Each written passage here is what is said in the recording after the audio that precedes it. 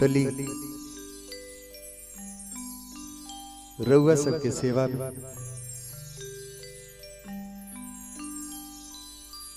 राम कुमार यदुवंशी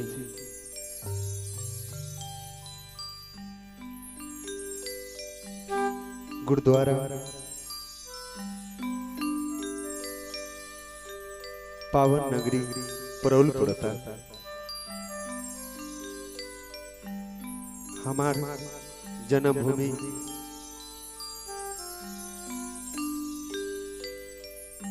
रतवारा सुंदर नगरी में बा। बंदरा ब्लॉक जौन पियर थाना में पड़ता।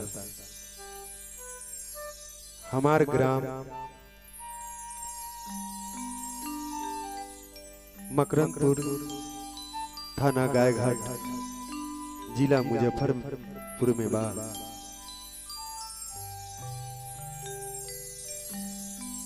सहयोगी ललन कुमार जी, संजय राज, विजय बिहारी और नन्हे मुन्ने हरिदास राम कुमार यदुवंशी की ओर से भक्ति भरा अभिनंदन, बार बार नमस्कार है। सभी श्रोता पावन चरण में साहा बन गए, साहा बन गए, साहा बन गए।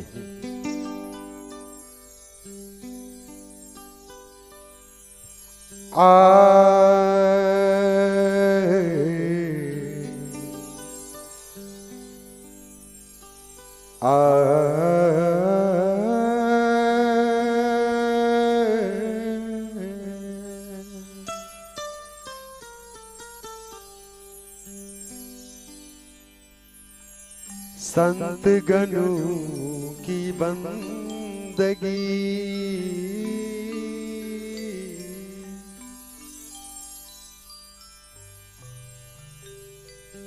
सजनों को प्रणाम,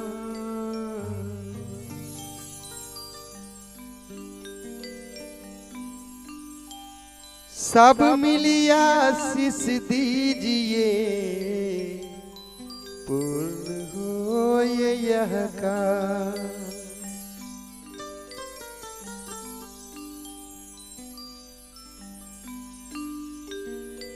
श्री सद्गुरुदेव के चरण कमलों में एक विनती अर्जी बा का कहते। संत विवेक की पार की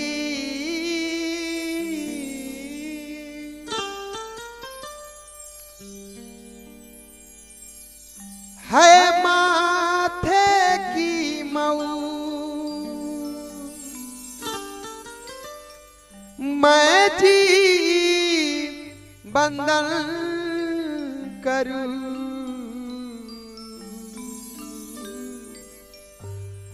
विनय करूं कल जो।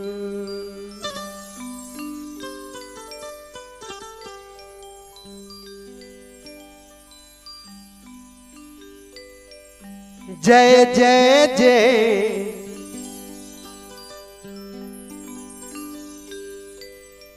ई परौला नगर के, जहाँ छथिन सदा गुरु मोर है। जय जय जय ई परौला नगर में, जहाँ छथिन सदा गुरु मोर है। जय जय जय ई परौला नगर के।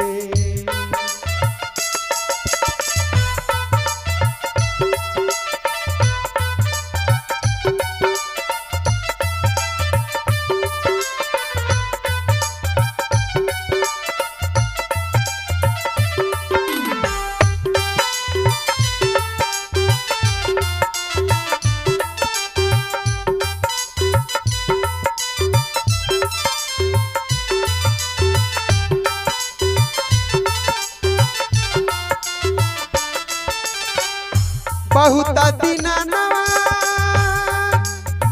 से असर रहे लागल गुरुदेव के दर्शन खातिर नैना रह जागल।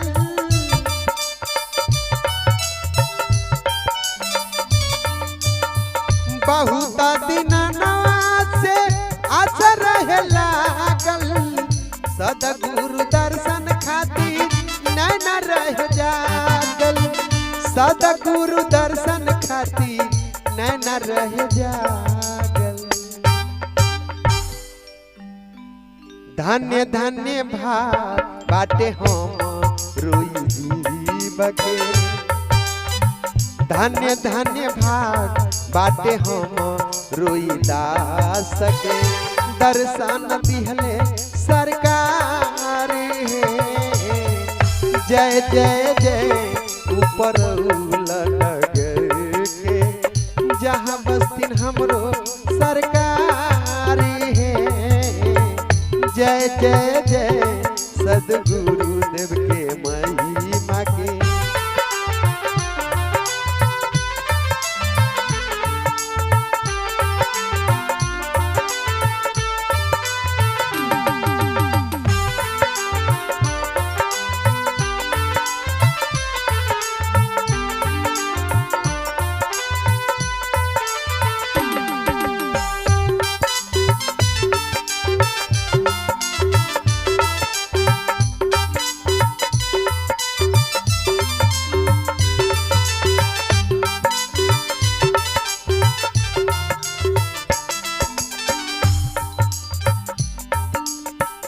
बारर भागत से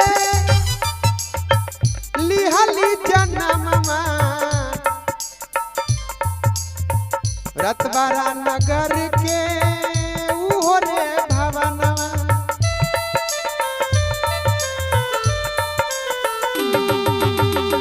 बाररे भागत से पाबली जन्म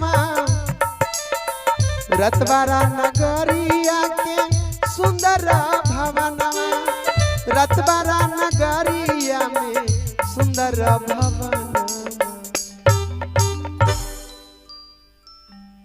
धन्य धन्य हई हमरो मातु पिता देव। धन्य धन्य हई हमर मातु पिता देव। धैर्य ले अपनी शरण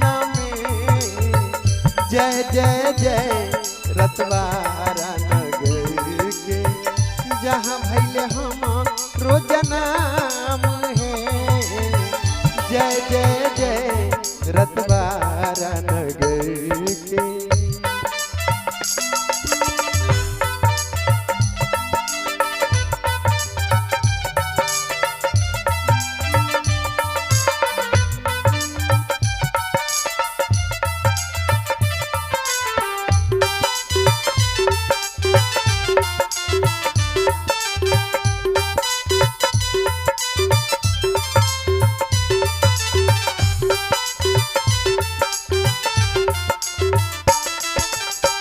धन्य धन्य हाई हमर सदगुरुदेव लिहले शरण में बनी कर देव।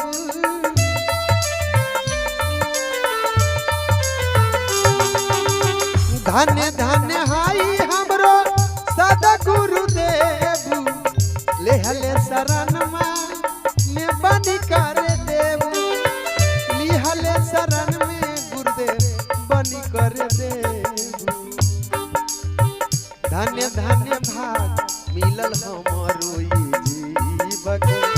दया बरसैले गुरुदेव हमरो जीव पर। लहिली ले अपनी शरण में जय जय जय रतबारा नगर के। दैना भैले जन्म हमारी है जय जय जय पावन धरतिया के जहाँ भैले जन्म हमारी है जय जय जय हई मकरनपुर नगरिया के जहाँ आसन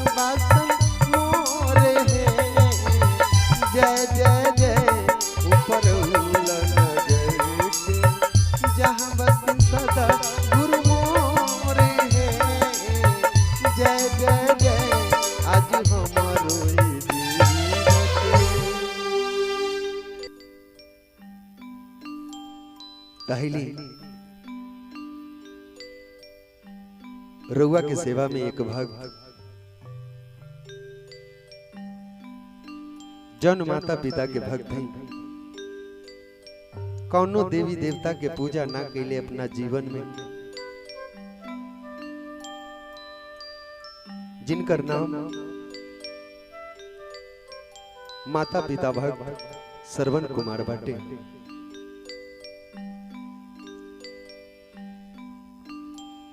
कथा है एक समय में सांतवन ऋषि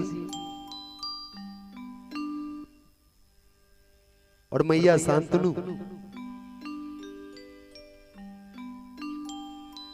एक पुत्र इच्छा में दर दर भटकता।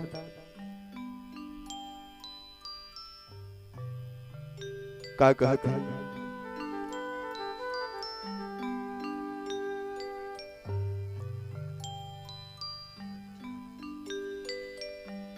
आरे राम कुमार गावेला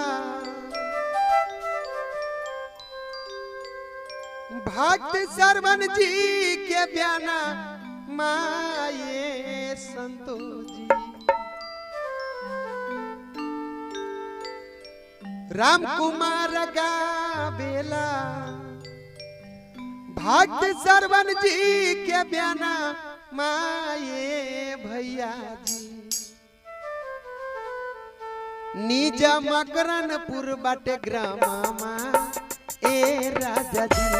निज मकरनपुर बाटे ग्रामा ए भैया जी। राम कुमार गावेला हो हाँ सुनना। राम कुमार गावेला भक्त श्रवण जी के बयाना माये संतो जी। राम कुमार गावेला भक्त श्रवण जी के बयाना माये राजा जी। निज मकरनपुर बाटे ग्रामा ए राजा जी। निज मकरनपुर बाटे ग्रामा ए भैया जी। देखिए एक समय के बात है कि सांतवन ऋषि और मैया शांतनु एक पुत्र इच्छा में ऐसा कौनो देवी देवता कौनो तीर्थ कौनो चौकट ना रहे जय पर अपन माथा ना टेकले। एक पुत्र के कारण मैया शांतनु सांतवन ऋषि से कहले कि हे स्वामी का कहते हैं भाव बाटे।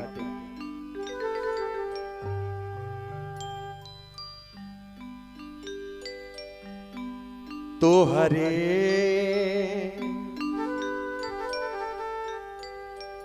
करनमा ये सैया जी।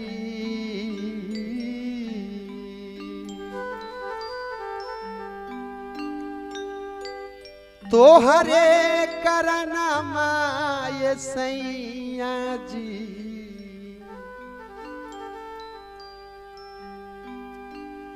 तो हरे करनमा ये सैया जी।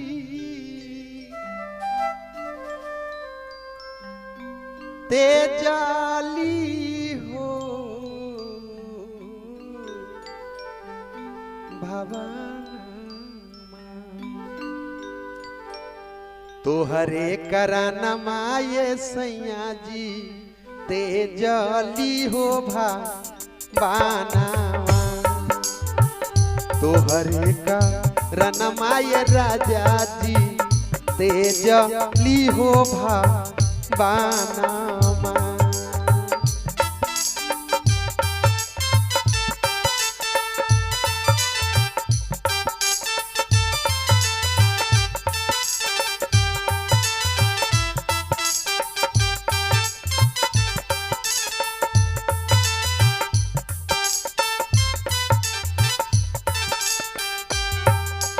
काले के स्वामी तोरा कारण जय जन्म में हमार जन्म भइल रहे जय भवन में, वो भवन तेज देनी और तोरा के साथे चले नहीं इतने ना और का कहते माई रे बापा तेजली सखिया सहेलिया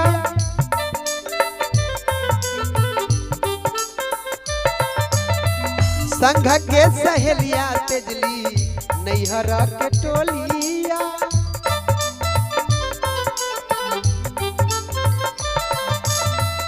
सखिया सहेलिया तेजली माई और भैया नैहरा के टोलिया तेजली सखिया सहेलिया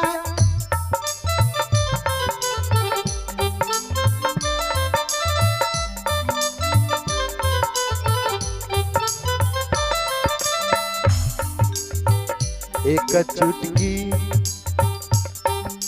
आरे से नूरे लसैया जी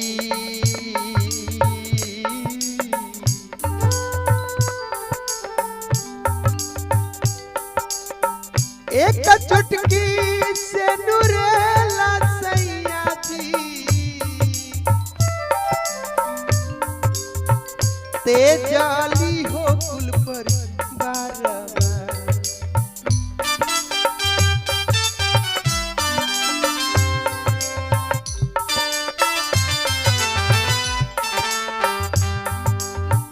एक चुटकी से नूरेला सैया जी तेजाली हो कुल पर बारबा तोहरे का रनमाय राजा जी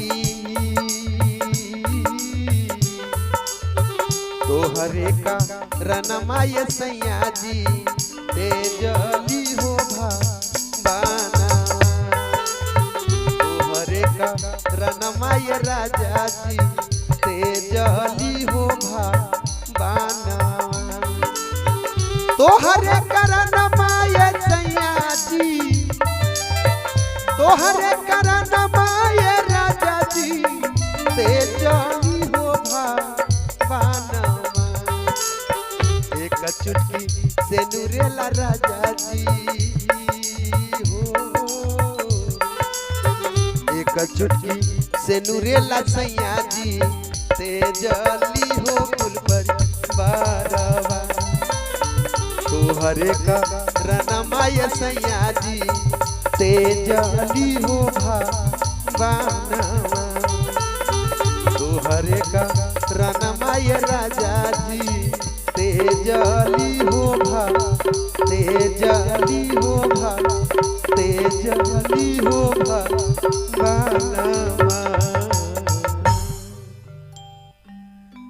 मैया शांतनु अपना स्वामी शांतवन ऋषि से आंख से आंसू गिरता कहले कि स्वामी एक चुटकी सिंदूर के कारण हम अपना नैहर भाई बाप माए बहन सखी सहेली समाज हर रिलेशन तोड़ के तोरा संगे आ गई लेकिन आज एक संतान के लेल हम तरस रहल हई कवि के भाव है मैया शांतनु अपना पति से कल जोड़ के चरण पकड़ के रो रो के कह तरीका कहता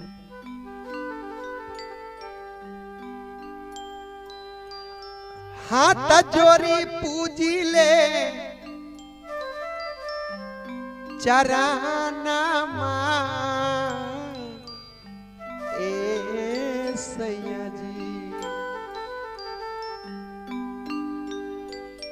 हाथ जोरी पूजी ले चराना ए दीनाना सुनी ना बचानवा हाथ जोरी पूजी ले चराना ए रजऊ सुनी ना बचानवा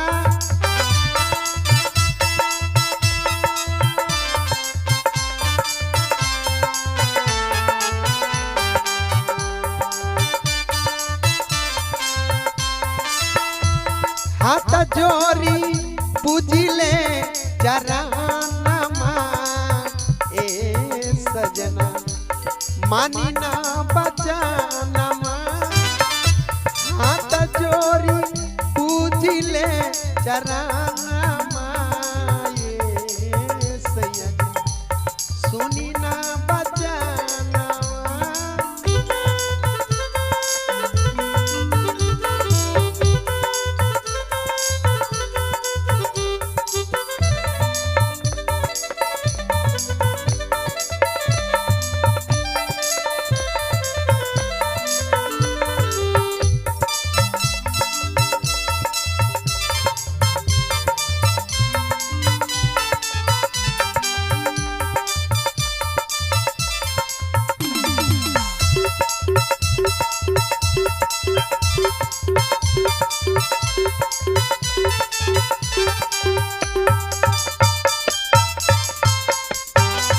मैया शांतनु अपना स्वामी से कल जोड़ के विनती करता कि हे स्वामी दर दर के ठोकर हम खैली हाँ खैली ओ खैली खैली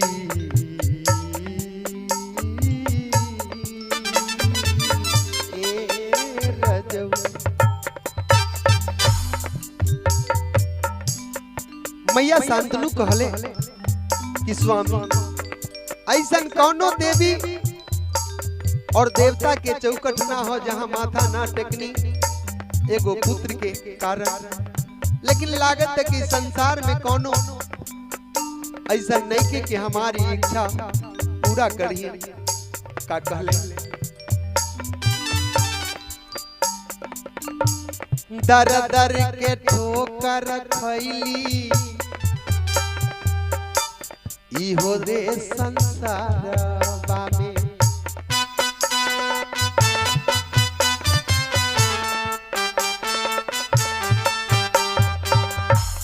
दर दर के ठोकर खैली इहो संसारवा में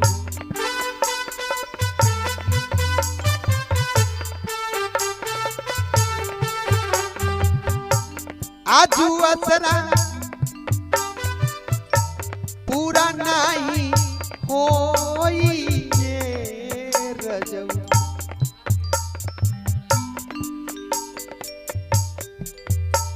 आ रही हो मनसा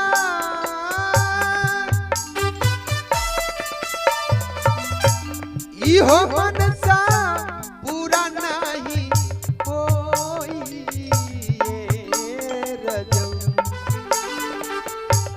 रौरा के भवानवा इहो मनवा पूरा नहीं कोई सयन रौरा के भवानवा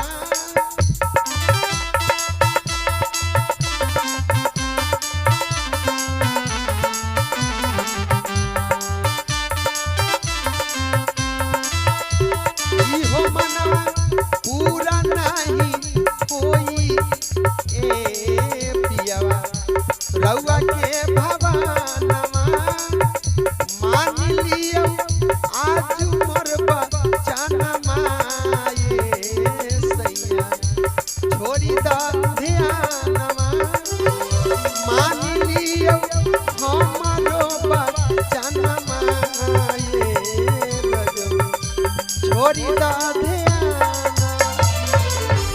मैया शांतनु अपना स्वामी के रो रो के कहले कि हे स्वामी आई प्रकार से चौथा पन बीत गई,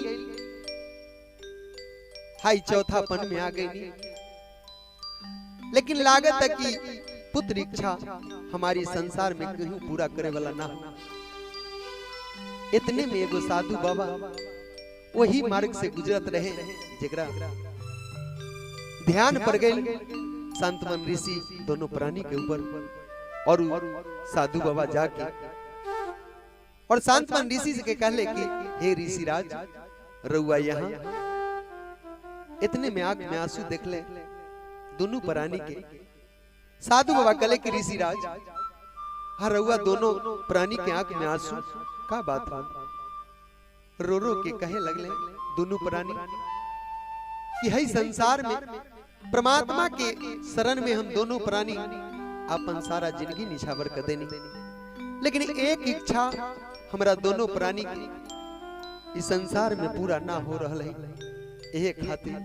एहे खातिर हमारा अर्धांगिनी शांतनु रो रहा है। साधु बाबा कहले कि का इच्छा हो? शांतनु कहले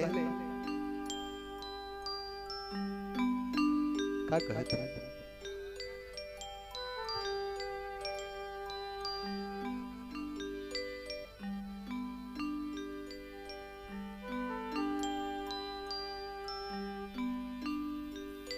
ए बाबा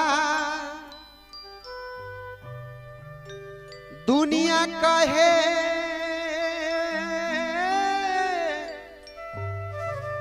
हमारो निपुतरी साधु बाबा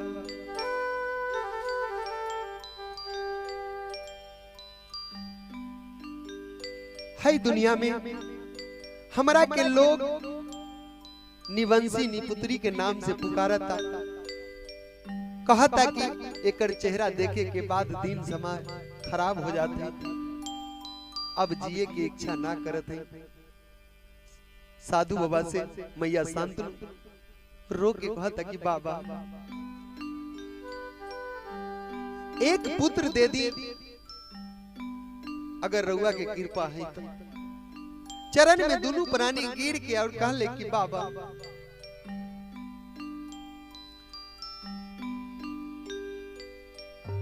आरे खेलई ती बाबा जी हो,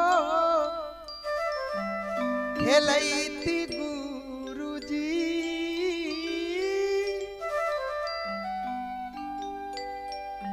खेलई ती गुरु जी हो, खेलैती गुरु जी हो एकटा ललनाती तगोदिया में, हाँ एकटा बबुआती तगोदिया में, खेलैती गुरु जी हो एकटा बबुआती तगोदिया में, खेलैती गुरु जी।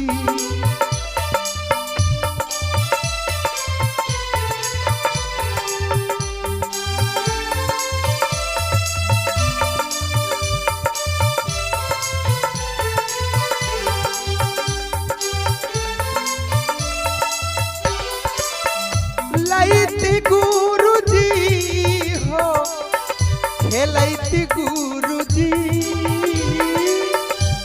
लैती गुरु जी हो, खेलैती गुरु जी हो एकटा, हाँ एकटा बबुआती तगोदिया में, खेलैती गुरु जी हो एकटा ललनाती तगोदिया में, खेलैता गुरु जी एकटा।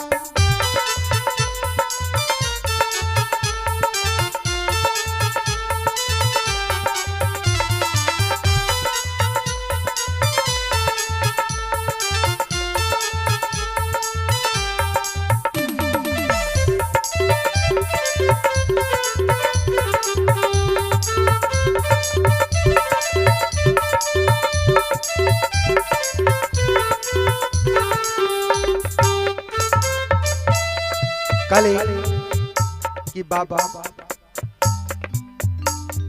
एक का पुत्र हमरा इच्छा बाटे कि अगर हमरा के मिल जाए तो संसार से संपूर्ण जितना विधि व्यवस्था बाटे सबसे हमर मन पूरा हो जाए। बाबा कले कि आखिरी पुत्र लेके का करबो, का होई वही पुत्र से। मैया शांतनु कहले कि बाबा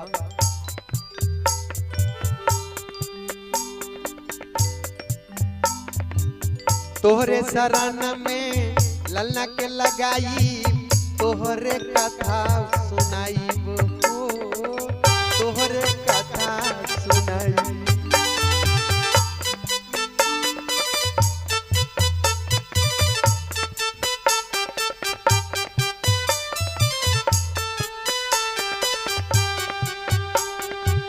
जैसे संसार के धर्म मार्ग से सत्य वचन सुनाई हो सत्य वचन सुनाई।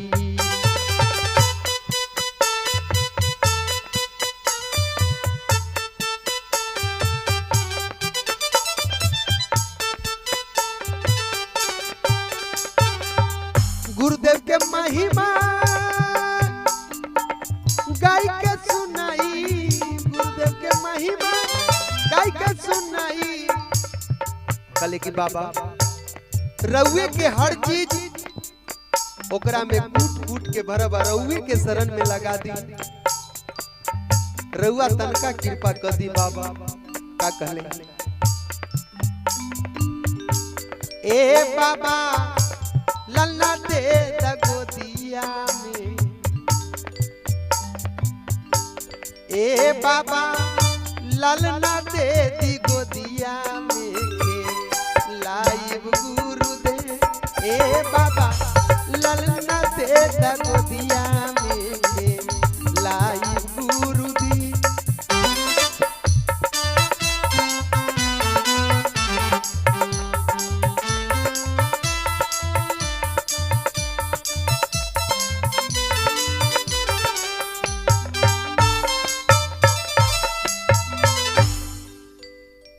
स्वयं साधु के भेष में परमात्मा रहले।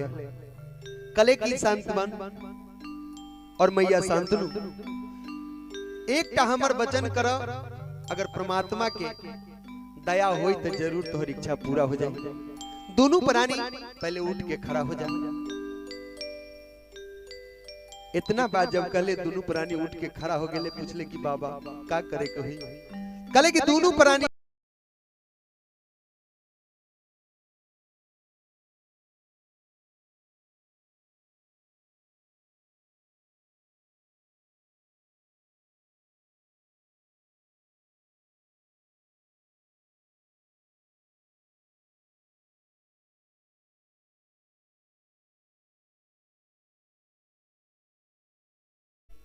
और ध्यान पर बैठ गए। पुत्र इच्छा में परमात्मा से नाता जोड़े खातिर। इतने में कवि के भाव हो का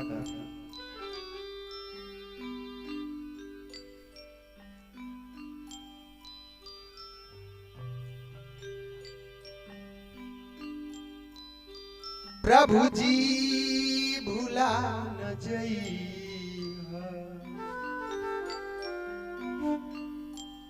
सतलोक में तू जा।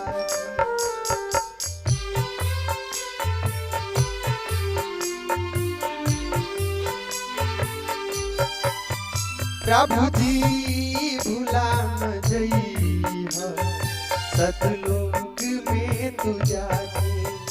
गुरुदेव भूला न जइहा सतलोक में तू जाके। हमरो के ध्यान रखिहा तू, हमरो के ध्यान रखिहा तू, अपना शरण लगा के। प्रभु जी भूला न जइहा सतलोक में तू जाके। गुरुदेव भूला न जइहा परउल में तू जाके।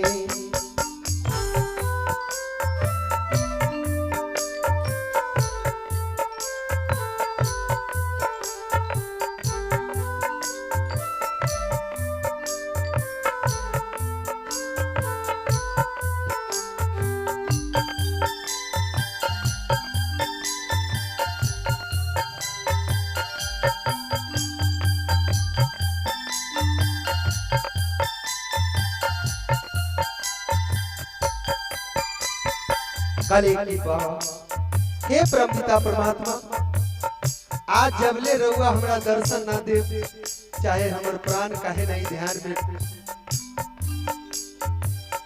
है आत्मा इस शरीर के छोड़ के पराया हो जाए। आज बिना दर्शन के हम राउर यहाँ से ना लौटब, ये हमारे प्रण है। का कहत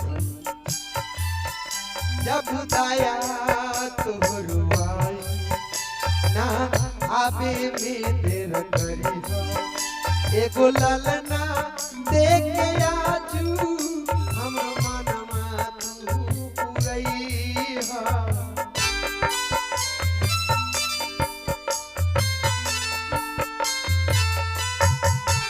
हई दया के तू सागर नया बेमिद करी एगो बबुआ देख के आजू हमरो मनवा के पुरई करिहा इतना कृपा तू, करिहा इतने कृपा तू शरण में लगा के भूला न जाई संसार में भागे प्रभु जी भूला न जाई संसार में लोभा के सद्गुरु भूला न जाई माया में फंसा के सद्गुरु भूला न जाई सतलोक में तू जाके।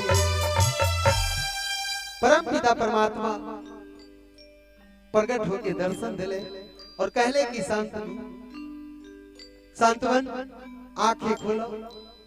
कहे कि ना आज जबले हमार परम पिता परमात्मा ना आई है तब तक हम आंख खोले वाला ना है।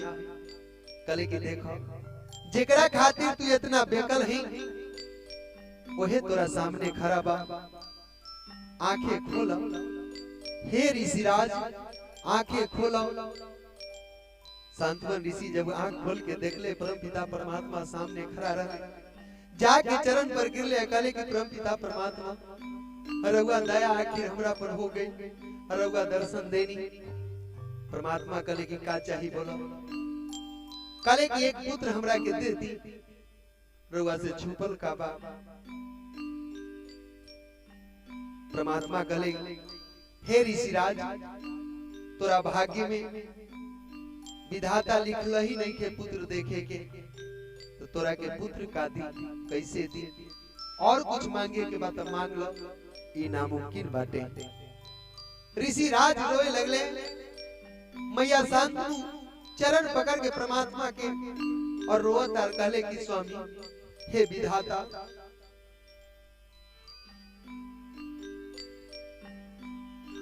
हाथ जोड़ी पूजली चरण में स्वामी जी, हाथ जोड़ी पूजली चरण में प्रभु जी। अरे हमरा के चाहिए, हमरा के चाहिए एक ललन माए प्रभु जी, हमरा के चाहिए एक ललन माए प्रभु जी, हमरा के चाहिए। हाथ जोड़ी पूजली चरण में प्रभु जी, हाथ जोड़ी पूजली चरण में प्रभु जी, हमरा के चाहिए, हमरा के चाहिए एक ललन माए प्रभु जी, हमरा के चाहिए एक ललन माए प्रभु जी, हमरा के चाहिए।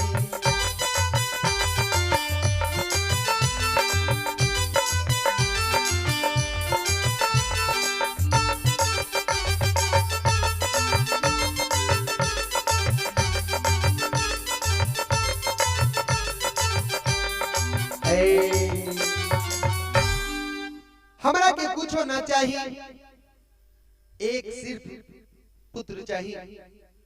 अगर देवे की बात दी और ना तो रहुए चरण में हम अपन दोनों प्राणी सर पटक पटक के प्राण तेज दे। परमात्मा भी विवश हो गए, दोनों प्राणी के देख के सोचे लगले कि का कर। परमात्मा कहले कि एक रास्ता बा हमरा पास, अगर तू दोनों प्राणी तैयार है तो बोलो। दोनों प्राणी कहले कि प्रभु रउआ बोली तो का करे को।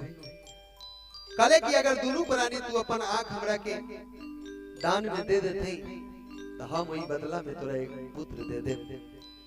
बोल दे भक्त भगवान की। दोनों प्राणी परमात्मा की वचन सुन के आंख देवे खातिर तैयार हो गए। कैसे का कहत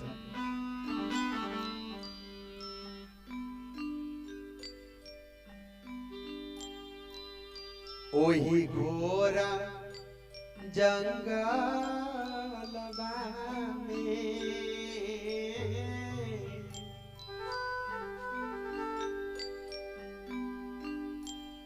ओही घोरा जंगलबा में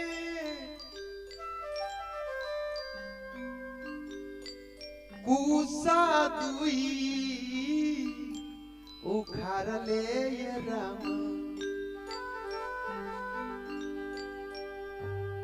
किया हो मोरे रामा किया हो मोरे रामा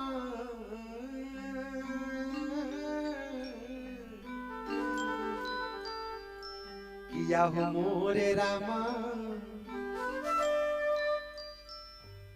ओही कुसबाया खियाली हलन फो रनाएरा किया हो मोरे रामा ओही कुसबाया खियाली हलन फो रना भोरा ओही रे जंगलबा में कुसा दुई उखाड़ ले राम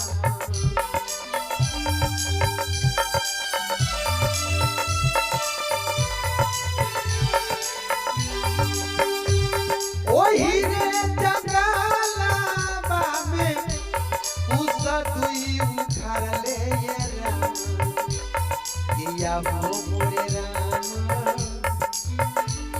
किया हो मोरे राम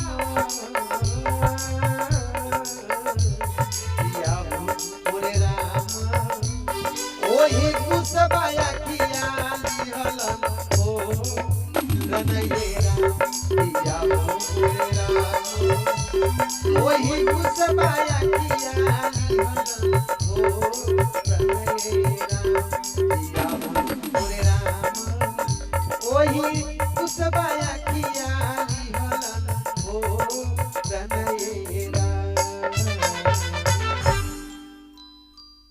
वही कुछ से दोनों भरानी अपन दोनों आंख दोनों नेत्र फोड़ लेते प्रभु के शरण में। दोनों आंख से खून गिरे लगले, खून से पूरा शरीर रंगा गए। परमपिता परमात्मा पुत्र इच्छा पूरा होए के वचन दे देने की जा तोरा जौन दोनों प्राणी की इच्छा बा जरूर पूरा हो जाए। और परमात्मा अदृश्य हो गई। दोनों प्राणी अंधा अंधी पुत्र इच्छा पूरा होके के खुशी में आंख फूटे के कोनो गम नहीं के कोनो दर्द नहीं के, लेकिन पुत्र मिल गए एकर खुशी अपार बाटे। का कहते हैं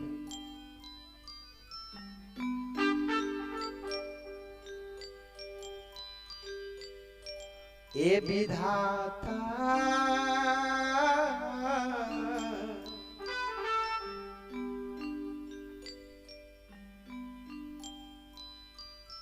तुम आके भजन पूरा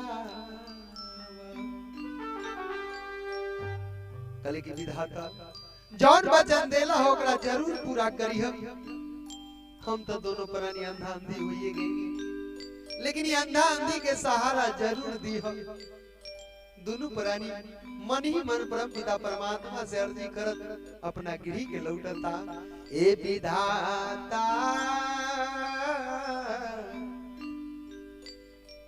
वचन दिल वचन पूरा करी।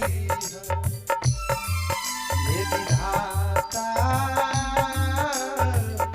वचन अपन वचन पूरा करी। वचन दिहला तू अपन वचन दिहला तू अपन ओकरो पूरा करी। ए विधाता वचन अपन पूरा करी। ए विधाता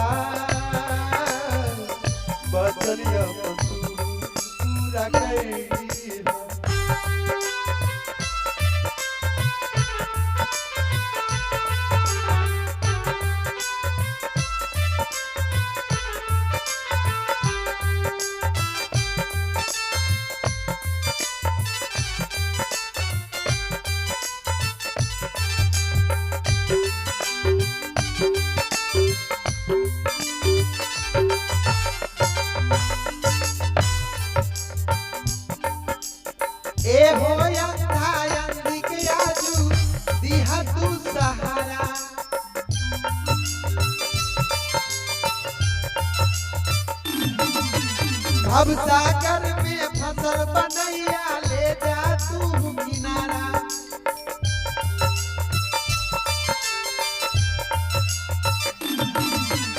ए हो अंधा अंधी के तू देता प्रभु सहारा। भव सागर में फंस गेल नैया लगाब तू किनारा। भव सागर में फंस गेल नैया लगा तू किनारा। कले की प्रभु ए विधाता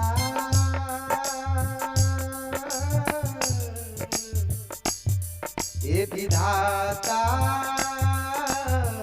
अपन वचन तू पूरा करे। ए विधाता इहो वचन के तू पूरा करे। ए विधाता अपन वचन तू पूरा करे। ए विधाता अपन वचन तू पूरा करे। पहुंच गए अपना गृह में। समय पश्चात एक पुत्र के जन्म भइल। ऋषि राज के गृह में जब चौथा पन में पुत्र श्रवण कुमार की प्राप्ति जब भइल ऋषि राज के, दोनों प्राणी के घर भर गए। अरोस परोस इतना खुशहाली भइल कि ऋषि राज बाबा के यहाँ साधु के यहाँ चौथा पन में एक सुंदर बालक जन्म ले ले। और बालक के देखे गांव गांव से सखी सहेली माई बहन आके और मंगल गान गावता। कैसे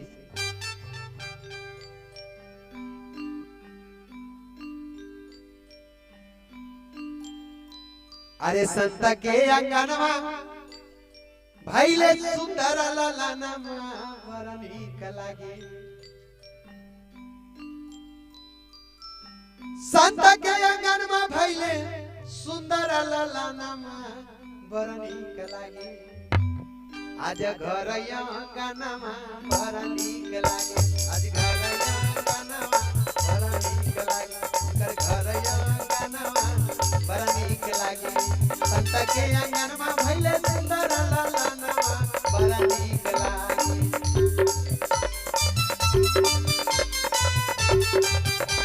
ये संत के अंगनमा भैले सुंदर ललनमा बड़ा नीक लागे।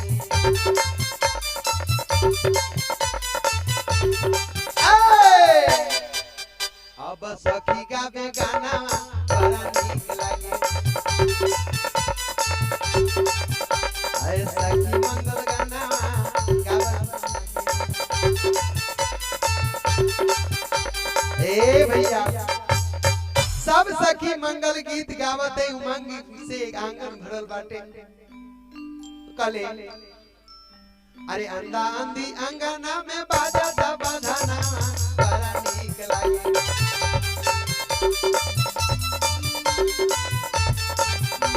अरे अंधा अंधी अंगना में बाजा बधाना बड़ा नीक लागे।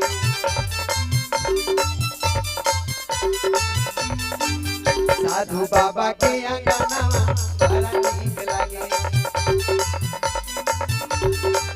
सब सखी गावे गाना बड़ा नीक लागे। आज हो तो मंगल गाना बड़ा नीक लागे। उनकर घर अंगना बड़ा नीक लागे।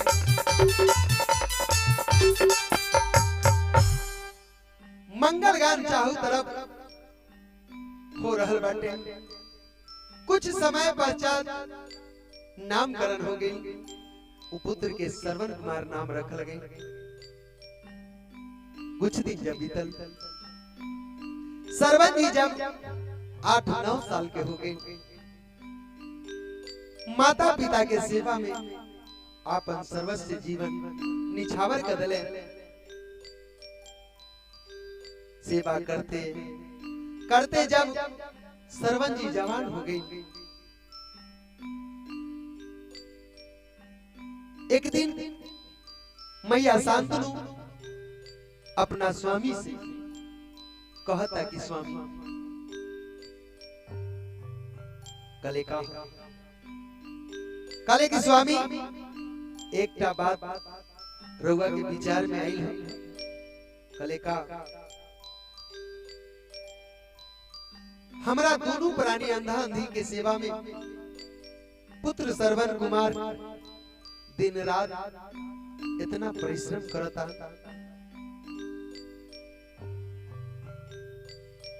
एक का बात हमारा मन में विचार में आई है, अगर रउआ के आदेश हुई तो रउआ से कहीं शांतवन ऋषि राज कले कि शांतनु जौन बात बा तोरा मन में खोल के कहा का बात। मैया शांतनु पति से कहले कि स्वामी कहला ना श्रवण के शादी कर दे जाए, अपना दोनों प्राणी के बेटा श्रवण तो सेवा करबे करते और जब थक जाए तो ओकर अर्धांगिनी ओकरा के सेवा कदल करी का कोनो एमे त्रुटि बाटे। शांतवन ऋषि कहले कि नहीं तो सुंदर बात है, तो शुभ काम में देरी कैसे। कुछ समय पश्चात व्यवस्था करके विद्या नाम के लड़की से श्रवण जी के शादी हो गई। शादी करके जब श्रवण जी अपना मेहरारू के अपना गृह में ले कवि के भाव है ये भी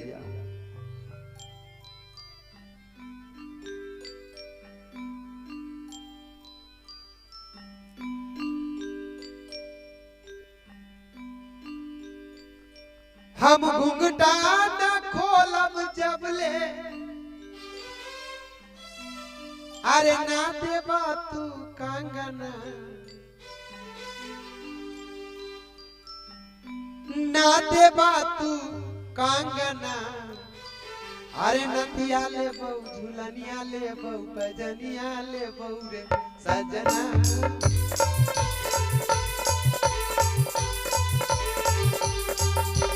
नथिया ले बहु झुलनिया ले बहु बजनिया ले बहु रे सजना।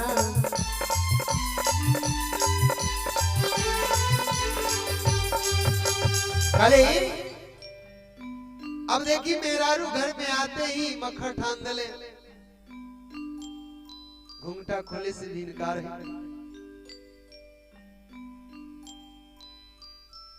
श्रवण जी कहले कि का हो रहा काई की त्रिया चरित्र तो पहले भेंट ना रहे, लेकिन अब ते देखी कैसे पाठ पढ़ा देले।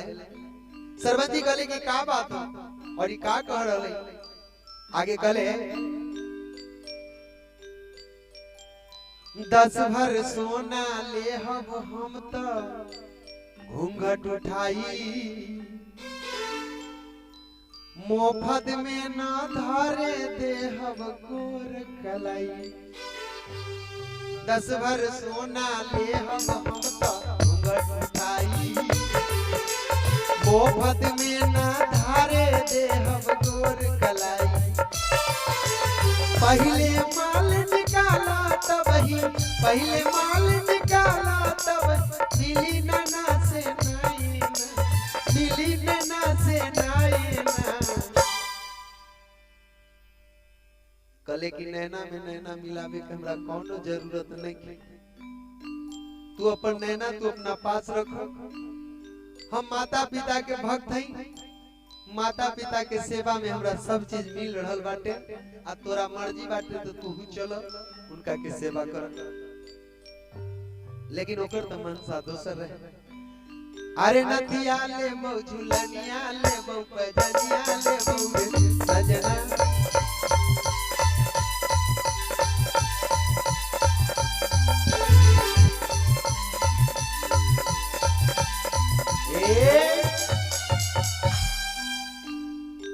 श्रवण जी चल गए अपना माता पिता के सेवा करे,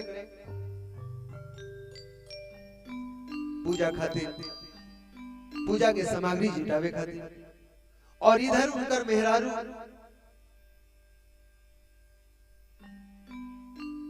निर्मल खीर बना के पिताजी के खिया दिले। शांतवन ऋषि भोजन कर ले और मैया शांतनु के जाके गले की माई चली दोनों माई बेटी जोड़ ही खा लेते। दोनों सास पतो संगे संगे भोजन कैले। सासू माई बड़ा खुश भइले कि आप विधाता हे परमात्मा जैसन हम चाहत रही वैसने पतो हमरा के देनी। अब का चाहिए हमरा के बेटा भी श्रवण कुमार ऐसन मिलल और पतो भी इतना सुंदर बा। का कहते एगो भाव है त जैसन खोजले रहनी त जैसन चाहले रहनी वैसन पुतु मोर बारे। जैसन चाहले रहनी वैसन पुतु मोर बारे। ऐ गाँव में भी जोर बारे। जैसन चाहले रहनी वैसन पुतु मोर बारे। गाँव में भी जोर बारे।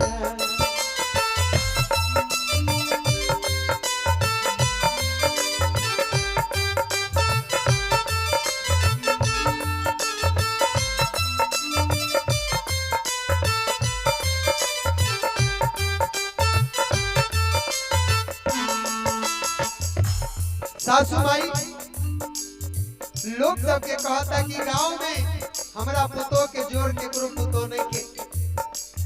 गांव से सुंदर हमर पुतो बा। का करे त चुन के दिहला ये विधाता आगे कुछ नहीं चाहत दाता।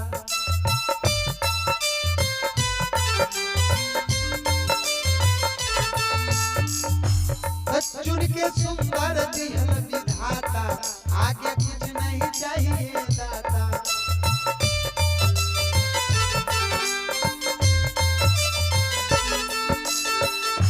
त चंदा जैसन हमरो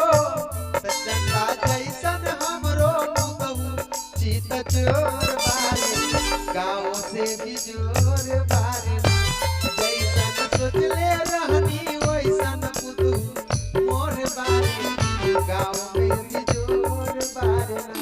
जैसन सोचले रहनी वैसन पुतहु मोर बारे। गाँव में भी जोर बारे। जैसन सोचले रहनी वैसन पुतहु मोर बारे। गाँव में भी जोर बारे। का पता रहे वो बुरी सासू माई के कि आगे का होखे वाला बा। जब कुछ दिन बीतल तब पतो कहता है बगल वाली बड़की माई कहता दाएं वाली के छोटकी माई कहत है और अपना सासू माई के बुढ़िया नाम धो दिले। बगल वाली से पूछा था कि हे बड़की माई कले का तो हमरा बुढ़िया के उन्हें देखलिए।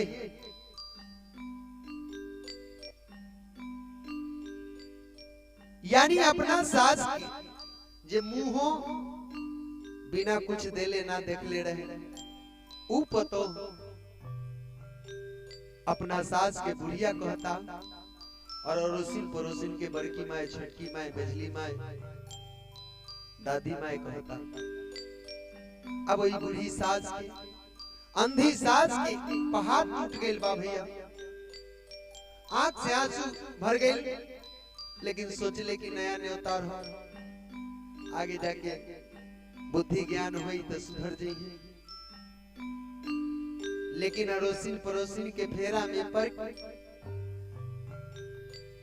सब सिखा देले कि पति तोहर ऐसे मिले वाला नहीं खे तो कैसे। तो जबले अंधा अंधी जिंदा रही तबले तोहार पति तोरा मिले वाला ना हो। अब इनका मन में एक भावना उत्पन्न हो गई भैया कि कैला नहीं अंधा अंधी के जल्दी सुरधाम पहुंचावे की व्यवस्था कर दिल जाए। अब देखी अंधा अंधी दोनों प्राणी खातिर कैसन षड्यंत्र रचाता। सरवन जी के नारी चलता कैसे कहा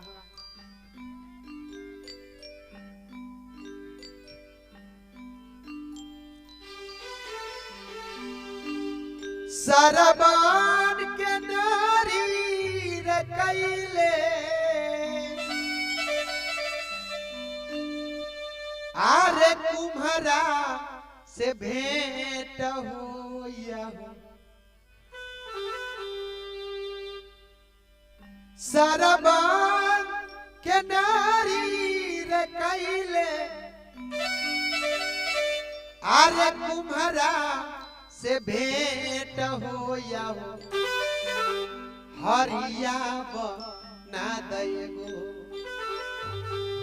हरिया बना दएगो रही दूगो पेट होया हरिया बना दएगो सरवन के नारी कैले कुम्हरा से भेंट होया हरिया बना दएगो हरिया बना दएगो रही दूगो पेट होया हरिया बना दएगो रही दूगो पेट होया हरिया बना दएगो। ए भैया सरवन जी के नारी कुम्हार से जाके भेंट कैले अकाले के है कुम्हार भैया कुम्हार कले का तो हमरा एगो हरिया बना दी कले यहाँ सैकड़ों हजार हरिया बना के रखल बा बेचे खातिर रउआ पसंद कली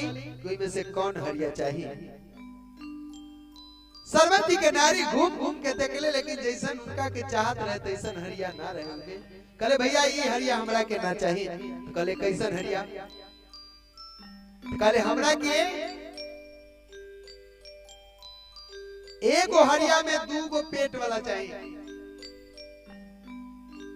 कले दूगो पेट हाँ मने मने कुम्हार सोचले कि जिंदगी में पहले बार ऐसा कहा कैला कि एगो हरिया में दूगो पेट खोजता कले कि ठीक बा दूगो का हम तो चारों को वाला बना दो हमरा रुपया से कम बा कले कि एक हरिया में 10 हरिया की कीमत लागी कले कि ठीक बा बनावो समय दे देले दोसर दिन भेले आके जब समय रहे हरिया ले जाए के पैसा दे देले और 2 पेट वाला हरिया लेके चल देले घरे जाके का करत लेके जे आइले हरिया चूल्हा कैले सेट होया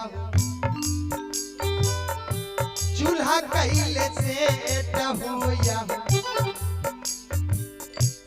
एक पेट में खटा महेरिया एक पेट में खटा महेरिया दोसर निर्मल खीर होया एक पेट में खटा महेरिया दोसर निर्मल खीर होया एक पेट में खटा महेरिया।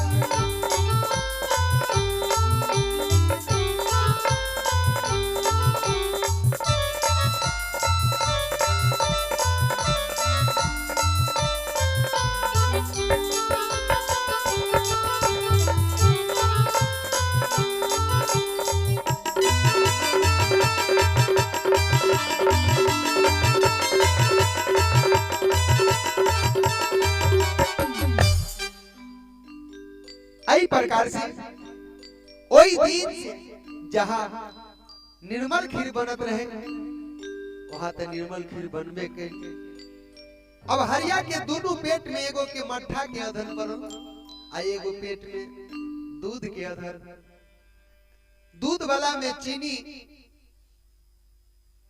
धैल गई और मट्ठा वाला में नीमक धैल गई एक में खट्टा महेरी बनल और दूसर में अगबे दूध में की निर्मल खीर दोनों प्राणी खातिर और खट्टा महेरी अंधांधी माता पिता खातिर। अब वही दिन से दोनों प्राणी अंधांधी के अलग खाना मिले लगल खट्टा महेरी काहे कि अंधांधी अगर खट्टा खियाल जाओ और नीमक ज्यादा तो जल्दी सुरधाम जाए की व्यवस्था हो जाती आई खातिर विधि व्यवस्था लगा दिले पागल औरत एक दिन देखी परमात्मा के कैसन कृपा बाटे कि पूजा उजा करके भैया और सरवन जी बैठ गए माता पिता के संग ही भोजन करे खातिर। अब भोजन परसा रहल है। सरवन जी के नारी खट्टा महेरी वाला थाल बाद में लाई, पहले निर्मल खीर वाला थाल लेके जब आ गए तो देख ले कि सरवन जी भी वही जगह बैठल बा जहां अंधा भी बैठल है। सरवन जी के आगे निर्मल खीर वाला थाल पड़ल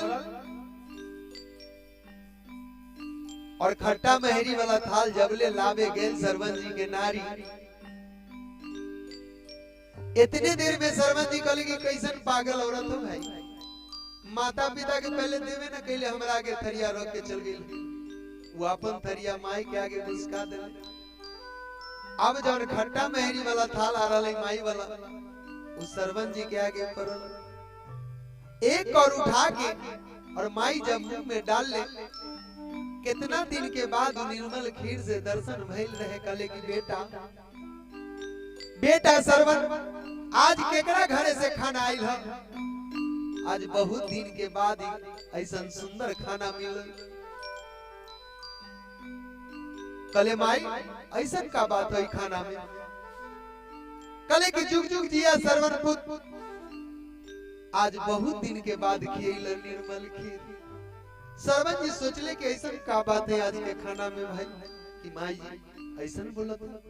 सरवन जी भी एक और उठा के अपना थाल में से मुंह में डाल ले तो खट्टा और नुनगर लागल।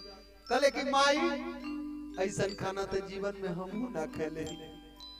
कहले कि माई हमरा के माफ करी, हमर दोष नहीं की, लेकिन रउआ भोजन करी और हम देखत हैं गड़बड़ कहां बाटे। सरवन जी गुस्सा से लाल पियर हो के उठ के चल ले जहां चूल्हा चौकी बनल रहे। सारा जगत से खोज के चल आवत रहे, लेकिन कहूं कंपनी ना मिलत रहे जहां खट्टा और नुनगर सामान बनल रहे। काहे कि हरिया तो भैया अलग से एक को बुझात रहे, लेकिन सरवन जी जब नजदीक में गईले वो हरिया के पास तो देखले कि दू गो डिपार्ट हो, एगो पाकिस्तान एगो हिंदुस्तान। अब दोनों में से जब चिखले थे एगो में से खट्टा लागल जैसन उनका थाल में रहे और दूसर में से जब चिखले तो जैसन माँ के थाल में रहे। सरवन जी गुस्सा से लाल पियर हो के का करते हैं पिता की ए भैया भाव है।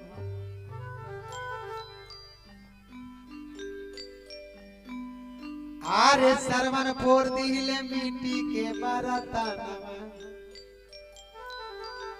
सरवन फोड़ दिले मिट्टी के बर्तनवा, जननवा जीव के काल हो गई।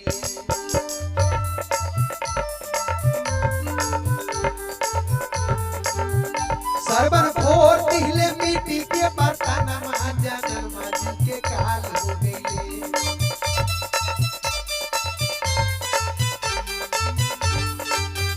सरवन फोड़ दिले मिट्टी के बर्तनवा हो जननवा जीव के काल भइले ना। सरवन फोड़ दिले मिट्टी के बर्तनवा हो जननवा जीव के काल भइले ना। सरवन फोड़ दिले मिट्टी के बर्तनवा, जननवा जीव के काल भइले ना।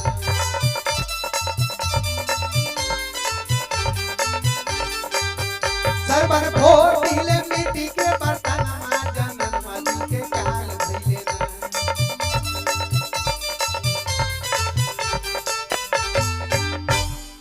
एक मार ले चूल्हा पर, चूल्हियों फूट गई और दू पेट वाला मिट्टी के बर्तन में फूट गई। और वहां से चल ले जहां नारी नुका के बैठल रहे डरे भैया। नारी के घर से जाके झोटा पकड़ के घर से बाहर ले लिया। कहले के पापी चंडाल हमरा नजर से दूर हो जा। कैसे कहते एक पद भाव है भाई। आरे भाग भाग न तक काटब गरदनवा, भाग भाग न तक काटब गरदानमा बचनिया संहार के बोला भाग भाग न तो काटब गरदानमा हो बचन मां संहार के बोला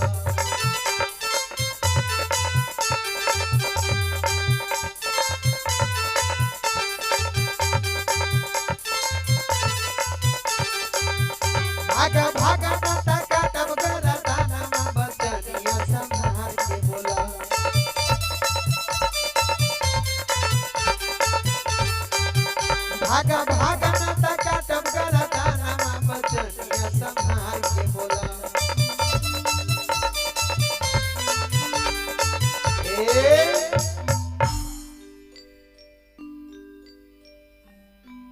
देखिए सरवन जी कहले अपने नारी से कि हमरा नजर से दूर चल जा एहे में तोहर भलाई काहे कि जौन माता पिता की सेवा में हम अपन सर्वस्व जीवन निछावर कर देनी वही माता पिता के साथ तू जाके इतना बड़ा पाप कैलो वो माता पिता के अनादर कैलो हमरा घर छोड़ के तू चल जा तोरा ई घर में कोनो स्थान नहीं के सरवन जी के नारी गले कि अब घर छोड़ के जाए के हमर बारी नहीं के रउआ जाए के बात जाई लेकिन हम जाए वाला नहीं के